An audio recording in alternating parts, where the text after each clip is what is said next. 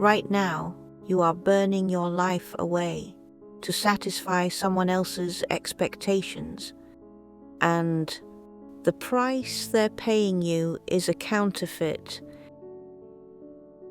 I spent 47 years in medicine, working inside gilded cages, the high-security wards of the top 1%.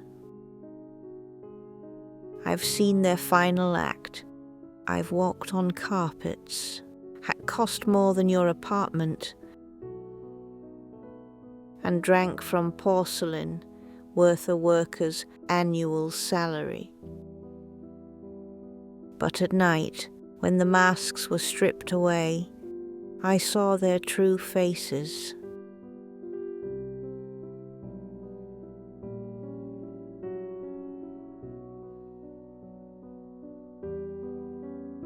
Out of the 87 people whose passing I documented, most died in agony, not physical pain, but a spiritual one.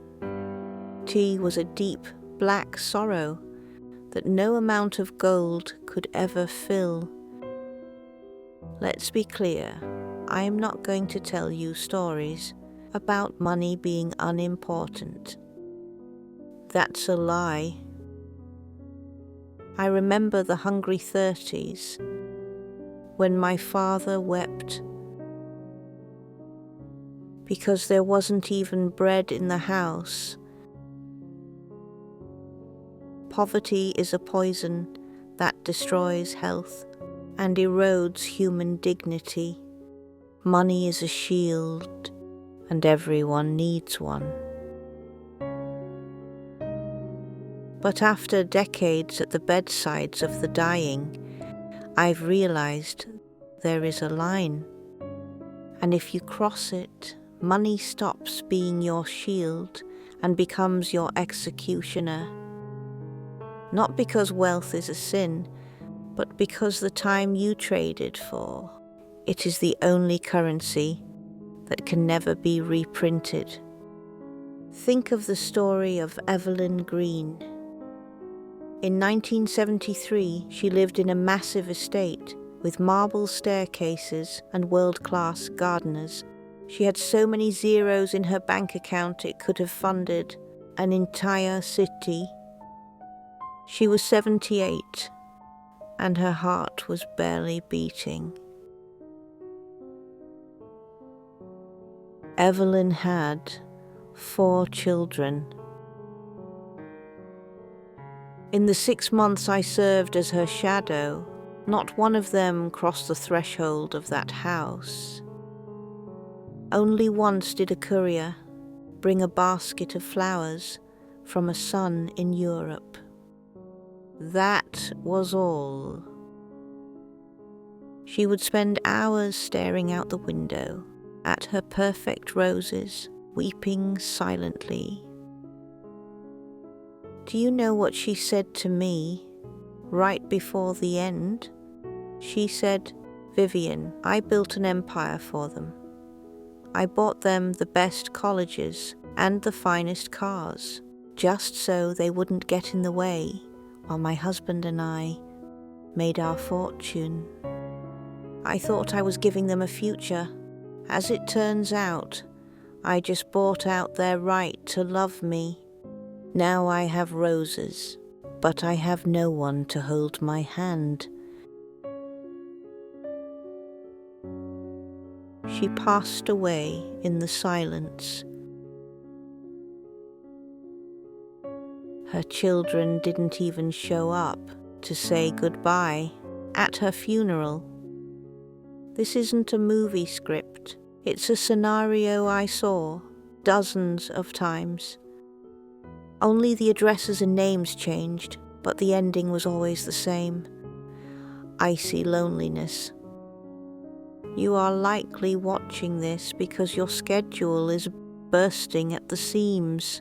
You convince yourself it's all for the kids or for the future.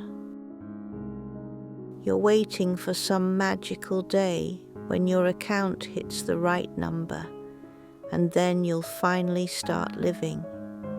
Then you'll play with your son. Then you'll take your wife to the ocean.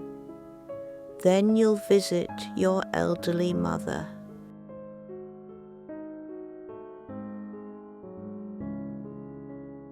I've seen hundreds of those plans turn to dust. The money arrived, but the time never did. There was a patient named Arthur Holt, the owner of a massive corporation. His Park Avenue penthouse looked like a museum. Original masterpieces on the walls, and the entire city laid out below his windows. Arthur was a self-made man who was proud of every cent. He worked 100 hours a week, never knowing what a vacation was. He believed he was protecting his family from hardship. But when his lungs began to fail, he found himself trapped in that museum with an oxygen mask. One day, he gripped my hand as hard as he could and whispered, "Vivian, look at these paintings. They're worth millions. But right now, I would burn them all if it could bring back just one Saturday from 20 years ago, when my wife asked me to go to the park, and I told her I was too busy." His wife had passed 5 years before him. They were going to start living for themselves once he finished his business. But business never ends. Arthur died 2 weeks later. His heirs sold off the art collection within a month. Not one of them even remembered the price he paid for it.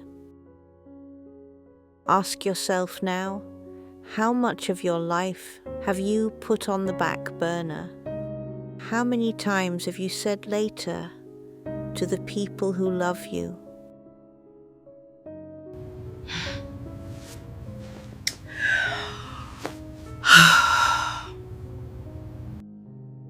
Later is the world's most dangerous trap. It's the anesthesia you inject yourself with, so you don't feel your life slipping through your fingers. Psychologists say that after a certain threshold, once you have a roof, food, and safety, every new dollar brings less and less joy. We are obsessed with numbers because they are easy to count. Success in business can be measured on a chart. Success in fatherhood or loyalty in friendship cannot be measured. We optimize what's in the Excel sheet and lose what's in the heart. And then comes the moment when the numbers on the screen no longer keep you warm. But there were others. My favorite patient was Clara. She wasn't rich, just an ordinary house and a modest teacher's pension. But her house was alive. There was always someone there, grandchildren, neighbors, former students.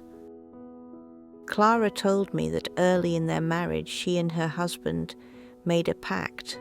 Time is more important than career.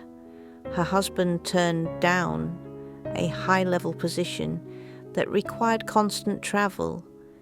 Clara didn't pursue a promotion so she could have dinner with her family every night. They lived modestly, but they were witnesses to each other's lives. When Clara was passing, Her room wasn't filled with store-bought flowers on tea, but with letters and drawings.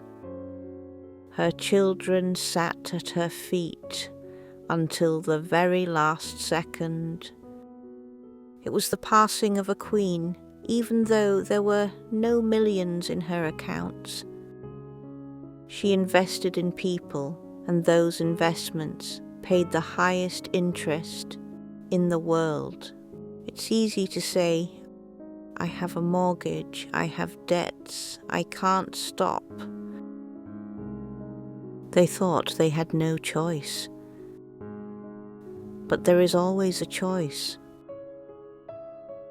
It just takes courage. The courage to say no to an extra project so you can say yes to a walk with your daughter. It doesn't mean quitting your job. It means stopping work from being the entire meaning of your existence. In 47 years, I never once heard anyone say, I wish I'd spent more time in meetings. Not once. But I heard endless sobbing about people not having time to hug, not having time to say, I'm sorry, or not having time to just sit in silence with the ones they loved. They amassed mountains of gold, but died of a thirst for attention. And finally, the story of Samuel. He was very wealthy, but he was happy. At 45, he lost his brother and realized the fragility of the moment. He came up with a formula, how much he needed for a dignified life. And as soon as he reached that goal, he simply stopped chasing more. He started coming home at 5 in the evening. He began traveling while he could still walk. He handed the wheel to the younger generation and started just living. He told me, I left money on my competitors' tables so I could have the chance to sit at the table with my grandchildren. He lived to be 90 and died with a smile. I'm over 100 now. I've seen eras born and die, and I see new generations stepping on the same rakes. You live as if you have an eternity in reserve, but you don't. You are not your job title. You are not your car. You are the moments when you are truly present for someone else. Don't wait for the right moment. It doesn't exist. Start today. Hug those who are dear to you. Turn off your phone at dinner. Your life doesn't start tomorrow. It ends with every breath you take. Make sure that at the end of your road, there are people by your bedside, not store receipts. My assistant is asking me to remind you about likes, but to me, those are just numbers. I just want you to hear me. Your time is your life. Don't sell it too cheaply.